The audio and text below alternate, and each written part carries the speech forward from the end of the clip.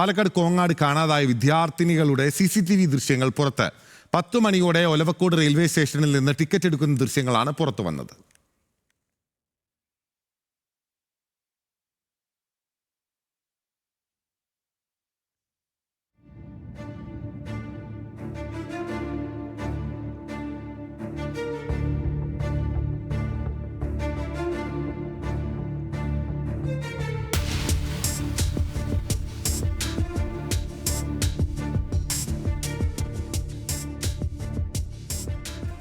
KPRP സ്കൂളിലെ 13 വയസ്സുള്ള 2 വിദ്യാർത്ഥിനികളെയാണ് കാണാതായത്. കുട്ടികൾ സ്കൂളിലേക്ക് എത്താതായതോടെയാണ് അധ്യാപകരും രക്ഷിതാക്കളും പോലീസിൽ പരാതി നൽകിയത്.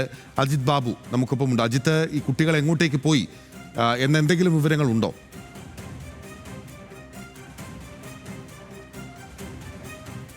ബെനിൽ പോത്തൻ രാവിലെ 7 മണിക്ക് ട്യൂഷനായിട്ട് പോയതാണ്. ട്യൂഷന് ചെന്നിട്ടുണ്ട് കുട്ടികൾ. അവിടെ നിന്ന് സ്കൂളിലേക്ക് പോയതായിരുന്നു. പക്ഷേ സ്കൂളിൽ എത്തിയില്ല എന്നുള്ളതാണ് പ്രധാനപ്പെട്ട കാര്യം. ഇതോടുകൂടി കുട്ടികൾ എത്താത്തതോടുകൂടി സ്കൂൾ അധികൃതർ രക്ഷിതാക്കളുമായി സംസാരിക്കുകയും എത്തിയില്ല എന്നുള്ള വിവരം അറിയിക്കുകയും പിന്നീട് പോലീസ് സ്റ്റേഷനിൽ വിവരം അറിയിക്കുകയുമായിരുന്നു. അതിൻ്റെ അടിസ്ഥാനത്തിൽ പോലീസ് പ്രാഥമികമായി നടത്തിയ പരിശോധനയിൽ കുട്ടികൾ ബസ്സിൽ ഇത്തരത്തിൽ പാലക്കാട് റൂട്ടിലേക്ക് പോരുന്നതായി കണ്ടെത്തിയിരുന്നു. അതിനുശേഷം ഈ കുട്ടികൾ മലമ്പുഴയിലുണ്ടോ എന്നുള്ളൊരു സംശയം ഉൾപ്പെടെ ഉണ്ടായിരുന്നു. വിദ്യാർത്ഥികൾക്കായി അവിടെ പോലീസ് എത്തി പരിശോധന നടത്തിയാലും കണ്ടെത്താൻ കഴിഞ്ഞില്ല.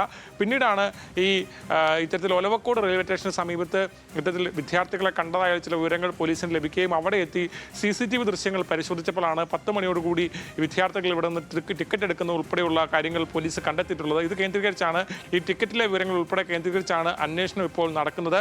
മണിക്കൂറുകളായി കുട്ടികളെ കാണാതായതോടുകൂടി തന്നെ രക്ഷിതാക്കൾ ഉൾപ്പെടെ വലിയ ആശങ്കയിലാണ്.